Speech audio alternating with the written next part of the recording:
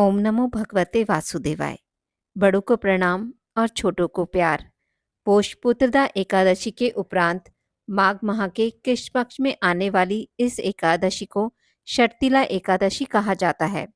तिल स्नान, तिल उपटन, तिल का हवन, तिल का तर्पण, तिल का भोजन और तिलों का दान, तिल के ये 6 प्रकार इस व्रत में अवश्य करें। इनके प्रयोग के कारण यह शर्तिला एकादशी कहलाती है। इस व्रत के करने से अनेक प्रकार के पाप नष्ट हो जाते हैं। एक समय दलभ्य ऋषि ने पुलस्त्य ऋषि से पूछा कि हे महाराज, पृथ्वी लोक में मनुष्य ब्रह्म हत्या आदि महान पाप करते हैं, पराय धन की चोरी तथा दूसरों की उन्नति देखकर ईर्ष्या करते हैं, साथ ही अनेक प्रकार के व्यसनों में फंसे रहते हैं, फिर भी उनको नरक प्राप्त नहीं होता। इसका क्या कारण है? वे ना जाने कौन सा दान पुण्य करते हैं जिनसे उनके पाप नष्ट हो जाते हैं। यह सब कृपया पूर्वक आप कहिए। पुलस्त्य मुनि कहने लगे कि हे महाभाग, आपने मुझसे अत्यंत गंभीर प्रश्न पूछा है। इससे संसार के जीवों को अत्यंत लाभ मिलेगा। इस भेद को इंद्र आदि भी नहीं जानते, परंतु मैं आपको यह गुप्त तत्व अवश्य बताऊंगा। उन्होंने कहा कि माघ मास लगते ही मनुष्य को स्नान आदि करके शुद्ध रहना चाहिए। इंद्रियों को वश में कर काम, क्रोध, लोभ, मोह, अहंकार, ईर्ष्या तथा द्वेष आदि का त्याग कर भगवान का स्मरण करना चाहिए। पुष्य नक्षत्र में गोबर, कपास, तिल मिलाकर उनके कंडे बनाना चाहिए। उन कंडों से 108 बार हवन करना चाहिए। उस दिन मूल नक्षत्र हो और एकादशी तिथि हो तो अच्छे पुण्य देने वाले नियमों को ग्रहण करें। स्नान आदि नित्य क्रिया से निवृत्त होकर सब देवताओं, देव, ऋषि, भगवान का पूजन करें और एकादशी व्रत धारण करें। रात्रि को जागरण करना चाहिए। उसके दूसरे दिन धूप, दीप, नैवेद्य आदि से भगवान का पूजन करके खिचड़ी का भोग लगाएं। तत्पश्चात पेठा, नारियल, सीताफल या सुपारी का अर्घ्य देकर स्तुति करनी चाहिए। हे भगवान, आप दीनों को शरण देने वाले हैं, इस संसार सागर में फंसे हुओं का उद्धार करने वाले हैं। हे पुंडरीकाक्ष, हे विश्वभावन, हे सुब्रह्मण्य, हे पूर्वज, हे जगतपते, आप लक्ष्मी जी सहित इस तुच्छ अर्घ्य को ग्रहण करें। इसके पश्चात जल से भरा घड़ा ब्राह्मण को दान करें तथा ब्राह्मण को श्यामा गो और तिल पात्र देना भी उत्तम है। तिल स्नान और भोजन दोनों ही श्रेष्ठ हैं। इस प्रकार जो मनुष्य जितने तिलों का दान करता है उतने ही 1000 वर्ष स्वर्ग में वास करता है। इतना कहकर पुलस्त्य ऋषि कहने लगे कि अब मैं तुमसे एक एकादशी की कथा कहता हूँ। एक समय नारद जी ने भगवान विष्णु से यही प्रश्न किया था और भगवान ने जो शर्तिला एकादशी का महात्म्य नारद जी से कहा सो मैं तुमसे कहता हूँ। भगवान ने नारद जी से कहा कि हे नारद, मैं तुमसे सत्य घटना कहता हूँ, ध्यानपूर्वक सुनो। प्राचीन काल में मृत्यु लोक में एक ब्राह्मणी रहती थी। वह सदैव व्रत किया करती थी। एक समय वह 1 मास तक व्रत करती रही। इससे उसका शरीर अत्यंत दुर्लभ हो गया। यद्यपि वह अत्यंत बुद्धिमान थी, तथापि उसने कभी देवताओं या ब्राह्मणों के निमित्त अन्न या धन का दान नहीं किया था। इससे मैंने सोचा कि ब्राह्मणी ने व्रत आदि से अपना शरीर शुद्ध कर लिया है, अब इसे विष्णु लोक तो मिल ही जाएगा, परंतु इसने कभी अन्न का दान नहीं किया। इससे इसकी तृप्ति होना कठिन है। भगवान ने आगे कहा, ऐसा सोचकर मैं भिखारी के वेश में मृत्यु लोक में उस ब्राह्मणी के पास गया और उससे भिक्षा मांगी। वह ब्राह्मणी बोली, महाराज, किस लिए आए हो? मैंने कहा, मुझे भिक्षा चाहिए। इस पर उसने एक मिट्टी का ठेला मेरे भिक्षा पात्र में डाल दिया। मैं उसे लेकर स्वर्ग में लौट आया। कुछ समय बाद ब्राह्मणी भी शरीर त्याग कर स्वर्ग में आ गई।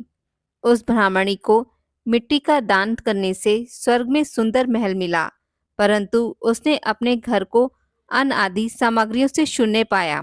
घबराकर वह मेरे पास आई और कहने लगी कि भगवान, मैंने अनेक व्रत आदि से आपकी पूजा की, परंतु फिर भी मेरा घर अन्न आदि सब वस्तुओं से शून्य है। इसका क्या कारण है? इस पर मैंने कहा, तुम अपने घर जाओ, देव स्त्रियां आएंगी तुम्हें देखने के लिए। पहले उनसे षटतिला एकादशी का पुण्य और विधि सुन लो, तब द्वार खोलना। मेरे ऐसे वचन सुनकर वह अपने घर गई।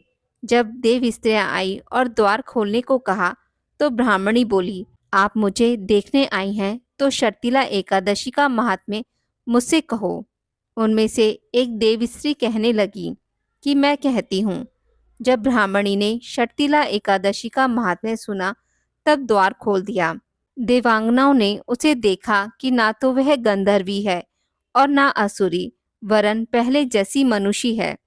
उस ब्राह्मणी ने उनकी कथा अनुसार षटतिला एकादशी का व्रत किया। इसके प्रभाव से वह सुंदर और रूपवती हो गई तथा उसका घर अनादि समस्त सामग्रियों से युक्त हो गया। अतः मनुष्य को मूर्खता त्याग कर षटतिला एकादशी का व्रत और लोभ न करके तिल आदि का दान करना चाहिए।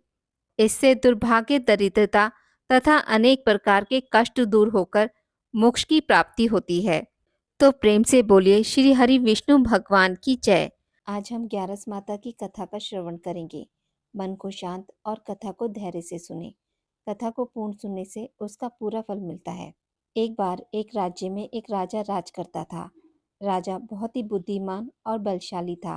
राजा सदैव अपनी प्रजा का बहुत अच्छे से ध्यान रखता था। प्रजा भी अपने राजा को बहुत पसंद करती थी। राजा की दो बेटियां थीं। राजा अपनी दोनों बेटियों से बहुत प्रेम करता था। राजा की छोटी बेटी देखने में बहुत सुंदर और आकर्षक थी और राजा की बड़ी बेटी छोटी बेटी के मुकाबले थोड़ा कम सुंदर थी। राजा की छोटी बेटी ग्यारस माता की पूजा किया करती थी और सभी लोग राजा की छोटी बेटी से बहुत प्रेम करते थे और बहुत प्रशंसा किया करते थे। राजा भी अपनी छोटी बेटी को बड़ी बेटी से अधिक प्रेम करता था, जिस कारण राजा की बड़ी बेटी को अपनी छोटी बहन से नफरत होने लगी थी। राजा की दोनों बेटियां जब बड़ी हो गई तब एक पड़ोस राज्य में रहने वाला राजकुमार राजा की बड़ी बेटी के लिए रिश्ता लेकर आया। लेकिन जैसे ही उस राजकुमार की नज़र राजा की छोटी बेटी पर पड़ी तो वह राजकुमार राजा की छोटी बेटी पर आकर्षित हो गया और उससे पहली नज़र में प्रेम कर बैठा। उस राजकुमार ने राजा की बड़ी बेटी के साथ विवाह करने से मना कर दिया और उसने राजा से कहा कि मैं आपकी छोटी बेटी से विवाह करना चाहता हूँ। जिसके बाद राजा की बड़ी बेटी यह देखकर अपनी छोटी बहन से बहुत क्रोधित हो गई और राजा की बड़ी बेटी ने अपनी छोटी बहन को अपना सबसे बड़ा दुश्मन मान लिया।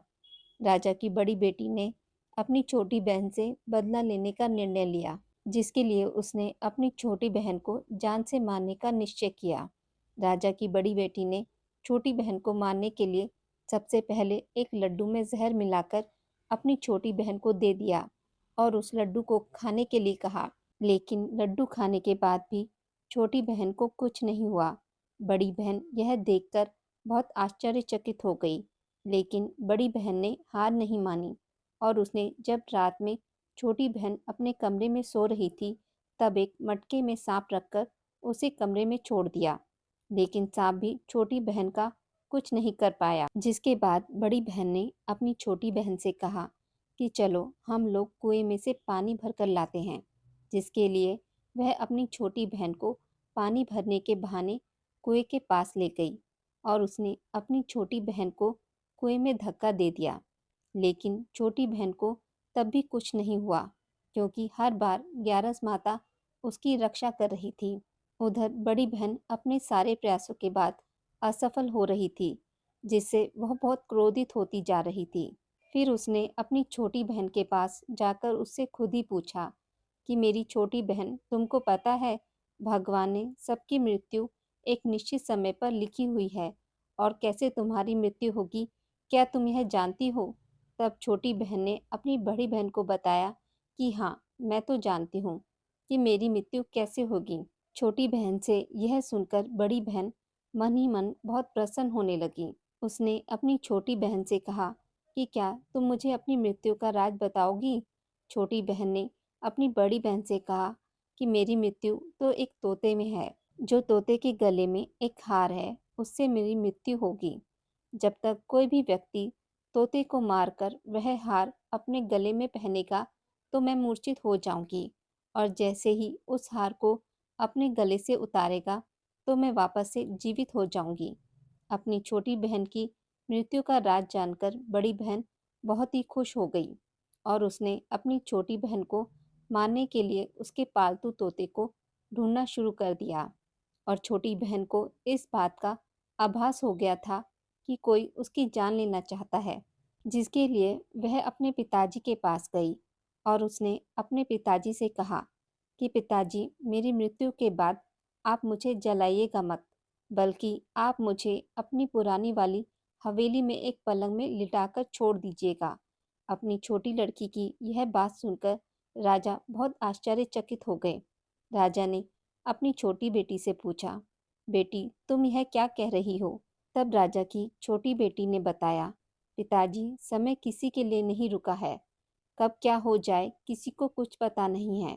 और फिर राजा ने अपनी छोटी बेटी से कहा कि तुम ऐसी बातें क्यों कर रही हो?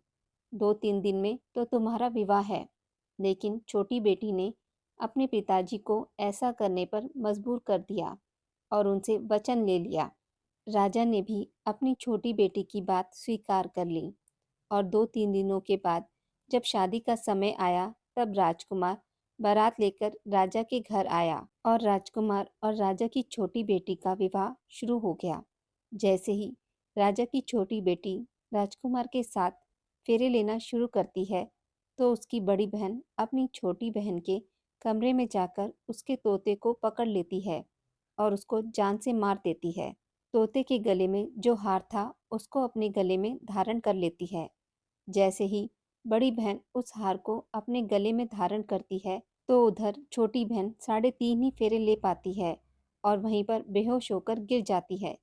जिसके बाद राजा ने बड़े बड़े दर्द हकीमों को बुलवाया और अपनी छोटी बेटी का इलाज करने के लिए कहा। राजा की बात सुनकर जब वैद्य ने छोटी बेटी की जांच शुरू की तो उसने बताया कि आपकी छोटी बेटी ना तो जीवित है और ना ही मरी हुई है। ऐसा मैं पहली बार होते देख रहा हूँ।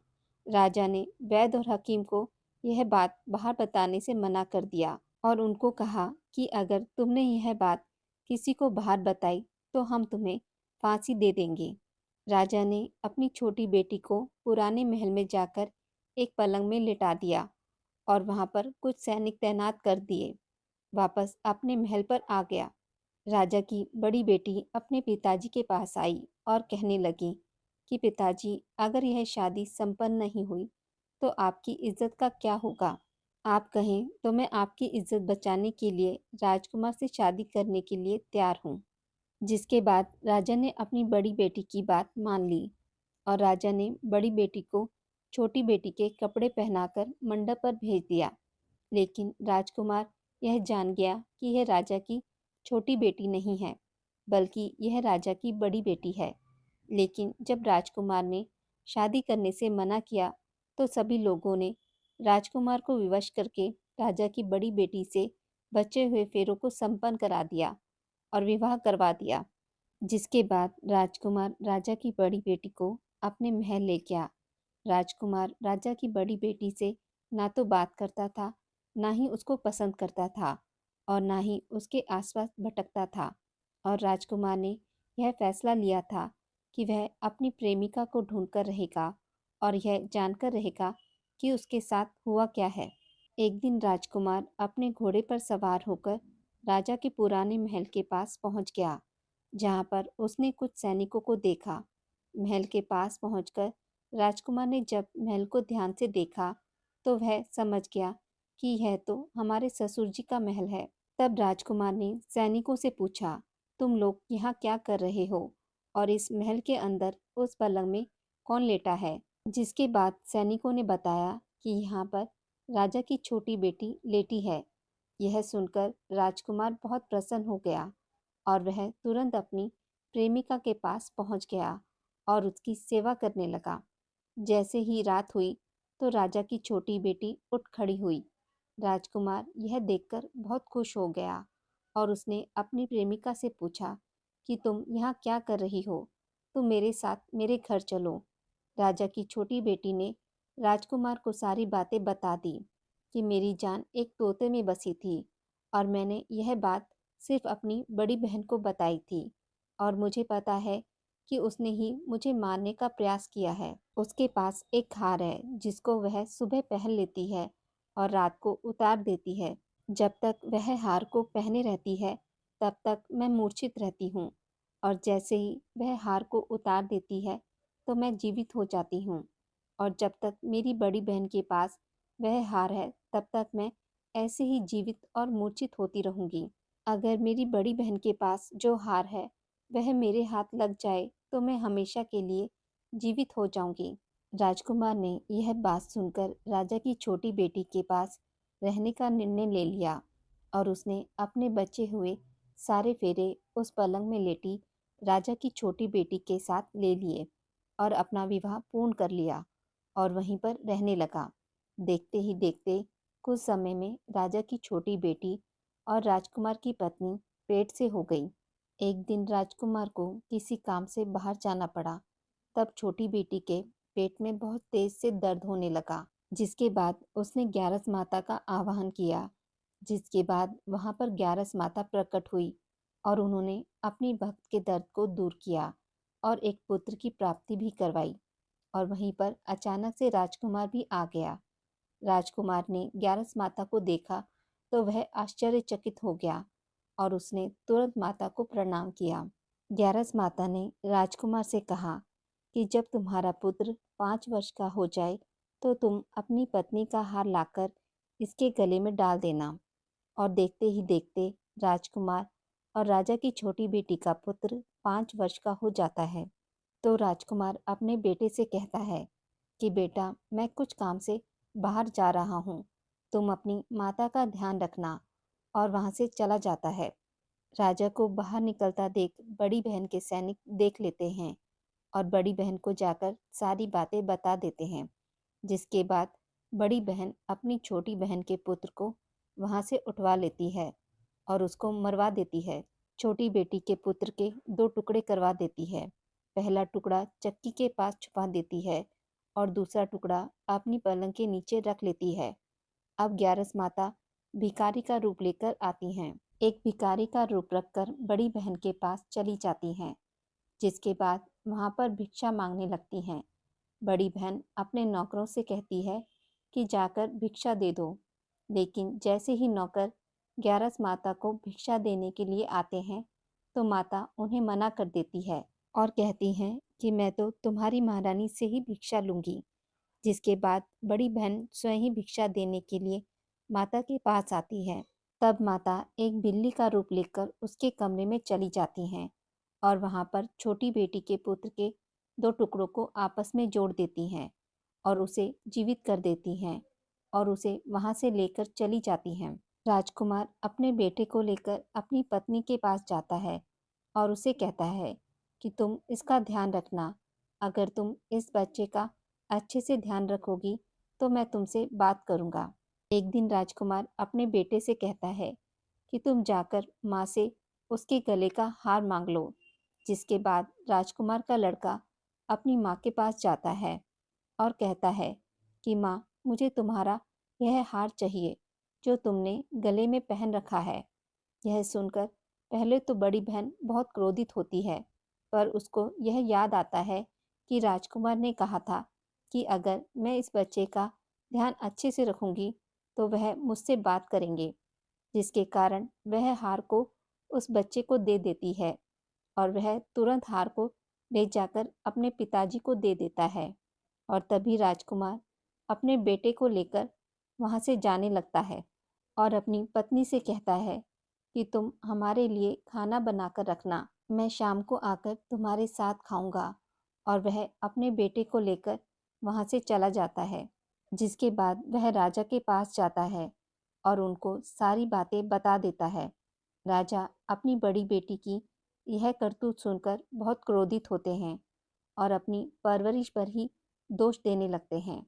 राजकुमार को अपनी छोटी बेटी के साथ रहने के लिए आदेश देते हैं।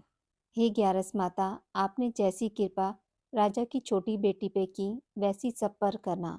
कहानी कहने वाले, कहानी सुनने वाले और हुंकारा भरने वाले पर भी करना।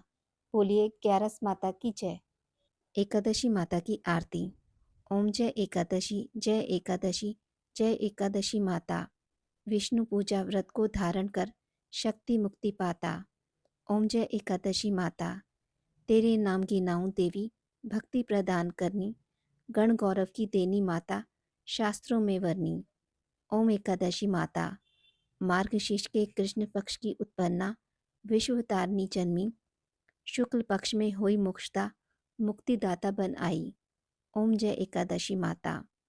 पोष के कृष्ण पक्ष की सफला नामक है, शुक्ल पक्ष में होए पुत्रदा, आनंद अधिक रहे। ओम जय एकादशी माता। नाम षटतिला माघ मास में कृष्ण पक्ष आवे, शुक्ल पक्ष में जया कहावे, विजय सदा पावे। ओम जय एकादशी माता। विजया फागुन कृष्ण पक्ष में शुक्ला आमलकी, पाप मोचनी कृष्ण पक्ष में चैत्र महाबली की। ओम जय एकादशी माता। चैत्र शुक्ल में नाम कामदा, धन देने वाली, नाम बरूथनी कृष्ण पक्ष में वैशाख महावाली। ओम जय एकादशी माता।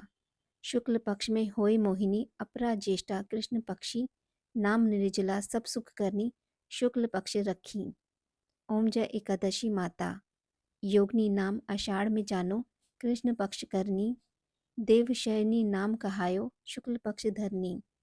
ओम जय एकादशी माता। कामिका श्रावण मास में आवे, कृष्ण पक्ष कहिए, श्रावण शुक्ल होए पवित्र, आनंद से रहिए। ओम जय एकादशी माता। अजा भाद्रपद कृष्ण पक्ष की परिवर्तनी शुक्ला, इंदिरा अश्विनी कृष्ण पक्ष में व्रत से भवसागर निकला। ओम जय एकादशी माता। पाप कुंश है शुक्ल पक्ष में आप हर नरहारी, रमा मास कार्तिक में आवे सुखदायक भारी। ओम जय एकादशी माता। देवोत्थनी शुक्ल पक्ष की दुख नाशक मैया, पावन मास में करो विनती पार करो नैया। ओम जय एकादशी माता। परमा कृष्ण पक्ष में होती जन मंगल करनी, शुक्ल मास में होए पद्मिनी दुख दरित हरनी। ओम जय एकादशी माता। जो कोई आरती एकादशी की भक्ति सहित गावे, जन गुरु दीता स्वर्ग का वासा निश्चय वह पावे। ओम जय एकादशी माता।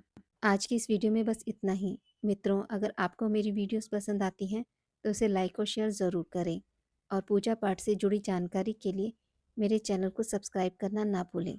धन्यवाद।